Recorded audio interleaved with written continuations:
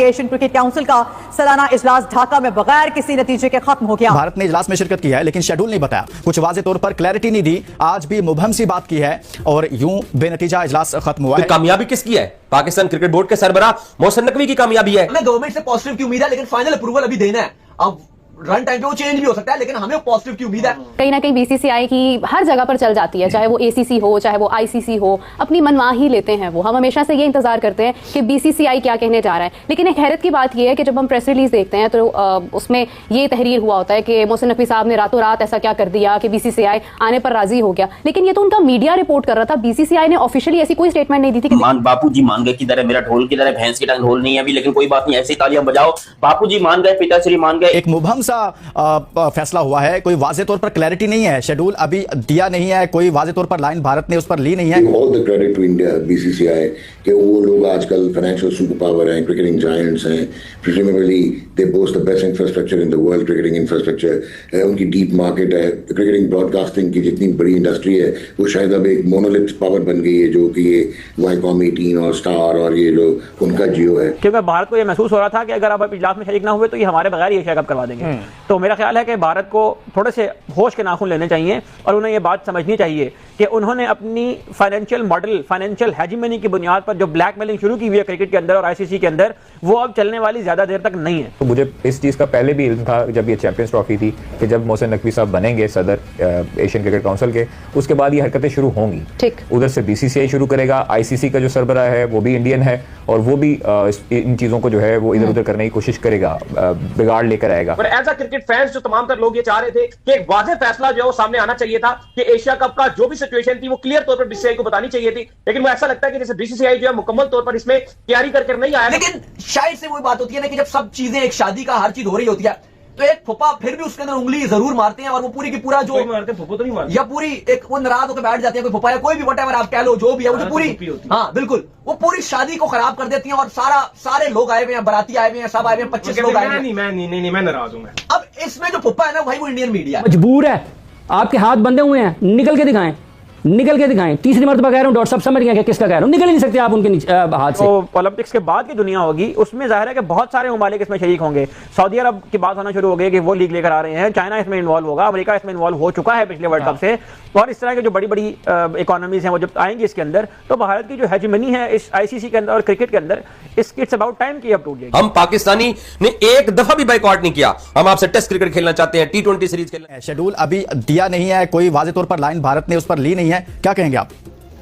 ये कह रहा था कि हम जो मीटिंग है वो ढाका में करवाएंगे, लेकिन भारत जो उन्होंने साफ कह दिया था कि अगर ये मीटिंग जो है वो ढाका में हुई तो फिर हम एशिया कप का जो है बाकायदा तौर पर जो बाइकआउट कर देंगे। हम ढाका में मीटिंग नहीं चाहते हैं, ना सिर्फ खुद बल्कि दीगर बोर्ड्स को भी जो अपने साथ इन्होंने मिलाया हुआ था। लेकिन फाइनली जो है मोहसिन नकवी साहब ने ढाका में ही मीटिंग करवाई और ये बहुत बड़ी बात थी पाकिस्तान क्रिकेट के लिए कि ढाका में ही मीटिंग हुई और उसके बावजूद तमाम तर बोर्ड्स ने ना सिर्फ शिरकत की बल्कि इंडिया ने भी जो है इस मीटिंग के अंदर शिरकत की, जो कि मुझे लगता है कि पाकिस्तान क्रिकेट बोर्ड की एक बड़ी बात हो सकती है। सेकंड जो बात आप कह रहे हैं एशिया कप के हवाले से, बिल्कुल इजलास जो है एशिया कप का खत्म हो गया और बेनतीजा जो है ये चीज जो है खत्म रही और उस तरीके से जो हम चाह रहे थे कि सबको पता था कि इजलास भी होना है, सबको पता था कि मीटिंग भी होनी है, और एज अ क्रिकेट फैंस जो तमाम तर लोग ये चाह रहे थे कि एक वाज़ेह फैसला जो है वो सामने आना चाहिए था कि एशिया कप का जो भी सिचुएशन थी वो क्लियर तौर पर बीसीसीआई को बतानी चाहिए थी। लेकिन वो ऐसा लगता है कि जैसे बीसीसीआई जो है मुकम्मल तौर पर इसमें तैयारी करके नहीं आया था, बल्कि पैनिकली उन्होंने जो इसमें शमूलियत इख्तियार की, क्योंकि चेयरमैन मोहसिन नकवी ने बाकी तमाम तर बोर्ड्स को जो है इसके लिए एग्री कर लिया था कि आप तमाम तर बोर्ड जो है इसमें शिरकत करें, तो फिर मजबूरन तौर पर जो है भारत को भी जो है इसमें शिरकत करना पड़ी। All the credit to India BCCI कि वो लोग आजकल फाइनेंशियल सुपर पावर हैं, क्रिकेटिंग जायंट्स हैं,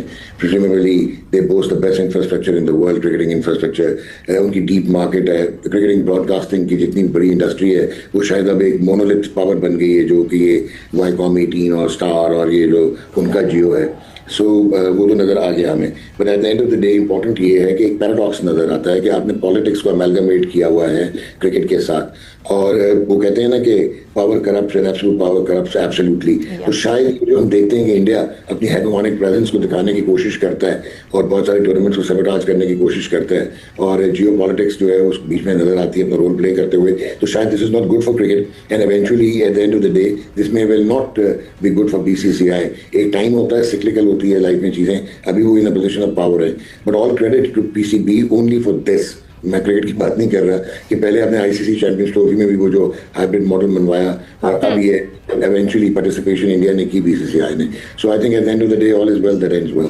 बिल्कुल सही। हाफिज साहब, जिस तरह से अभी डॉक्टर नमान साहब भी बात कर रहे हैं और कमाऊ पुत्र सबको अच्छा लगता है, कहीं ना कहीं बीसीसीआई की हर जगह पर चल जाती है, चाहे वो एसीसी हो चाहे वो आईसीसी हो, अपनी मनमाही लेते हैं वो। हम हमेशा से ये इंतजार करते हैं कि बीसीसीआई क्या कहने जा रहा है। लेकिन एक हैरत की बात यह है कि जब हम प्रेस रिलीज देखते हैं तो उसमें ये तहरीर हुआ होता है कि मोहसिन नकवी साहब ने रातों रात ऐसा क्या कर दिया कि बीसीसीआई आने पर राजी हो गया। लेकिन ये तो उनका मीडिया रिपोर्ट कर रहा था, बीसीसीआई ने ऑफिशियली ऐसी कोई स्टेटमेंट नहीं दी थी कि they won't be able to come to join the meeting. तो ये खबरों के ऊपर बेस करके किसी की जीत सेलिब्रेट करने लग जाना, इज इट करेक्ट? देखिए, दो चीज़ें हैं। एक, जैसे अभी डॉक्टर साहब फरमा रहे हैं कि उनका बड़ा अच्छा क्रिकेट के हवाले से इंतजाम है, उनकी गवर्नेंस बहुत अच्छी है, लेकिन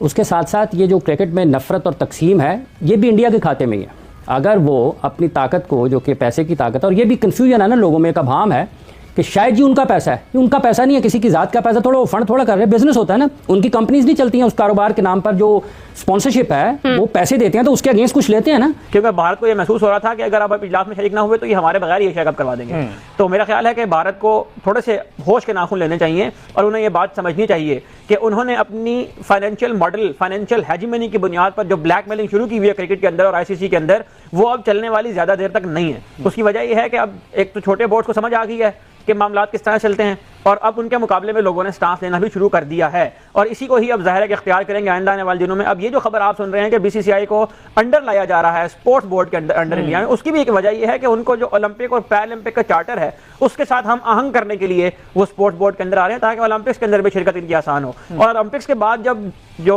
ओलंपिक्स के बाद की दुनिया होगी उसमें जाहिर है कि बहुत सारे ममालिक इसमें शरीक होंगे। सऊदी अरब की बात होना शुरू हो गई कि वो लीग लेकर आ रहे हैं, चाइना इसमें इन्वॉल्व होगा, अमेरिका इसमें इन्वॉल्व हो चुका है पिछले वर्ल्ड कप से, और इस तरह के जो बड़ी बड़ी इकोनॉमीज हैं वो जब आएंगी इसके अंदर तो भारत की जो हेजिमनी है इस आईसीसी के अंदर और क्रिकेट के अंदर, इट्स अबाउट टाइम की अब टूट जाएगी। बिल्कुल ठीक है। अच्छा, ये आपने दीगर टीम्स की बात की, इस दफा 8 टीमों के साथ एशिया कप होने जा रहा है, पहले 2 टीमें और ऐड हुई हैं जिसमें मेरे ख्याल ओमान और यूएई है, टोटल अब टीमें 8 हो गई हैं और इसके अलावा एक और मुल्क भी इसमें ऐड है। देखिए, श्रीलंका है, पाकिस्तान है, बांग्लादेश है, अफगानिस्तान है, ओमान है, यूएई है, ये ममालिक जो है इस टूर्नामेंट के अंदर शिरकत करेंगे। इसमें जो ओमान और यूएई की टीमें हैं वो ज़ाहिर एसोसिएट मेंबर्स हैं तो वो आईसीसी इवेंट्स के अंदर भी और एससीसी इवेंट्स के अंदर भी। दोस्तों, कल एसीसी का मीटिंग था जिसमें बीसीसीआई ने वर्चुअल जो है ना शिरकत की, मतलब ऑनलाइन शिरकत की जूम के थ्रू, जो ढाका में हुआ था। और बीसीसीआई का शुरू ही से यही स्टांस था कि जो मीटिंग बांग्लादेश में होना है, ढाका में होना है, हम इसमें शिरकत नहीं करेंगे। और वजह ये बताया जा रहा था कि बांग्लादेश के साथ उनके जो ताल्लुकात है वो ठीक नहीं है, तो इस वजह से बीसीसीआई उस मीटिंग में शरीक नहीं हुआ ऐसे फिज़िकली, लेकिन जूम के थ्रू या वर्चुअल मीटिंग जिसमें उन्होंने शिरकत की और वहाँ पे कुछ बातें डिस्कस हुई एशिया कप के हवाले से कि एशिया कप जो होगा वो बिल्कुल होगा और उसको होस्ट भारत ही करेगा, लेकिन दुबई के अंदर होगा और दुबई में 4 वेन्यूज़ जो है उनके लिए तैयार किए गए हैं और उसी वेन्यूज़ पे ही एशिया कप खेला जाएगा। मतलब ये बात तो तय है कि इंडिया में नहीं होगा। उन्होंने, इंडिया ने ख़ुद उसको इंडिया में होस्ट करने से इनकार कर दिया और ये कहा कि हम होस्ट करेंगे लेकिन एशिया कप जो होगा वो दुबई में होगा। तो इस बारे में आप दोस्तों का राय क्या है कमेंट सेक्शन में इजहार कीजिए। अपने खान भाई की वीडियो को लाइक करें, चैनल को सब्सक्राइब करें।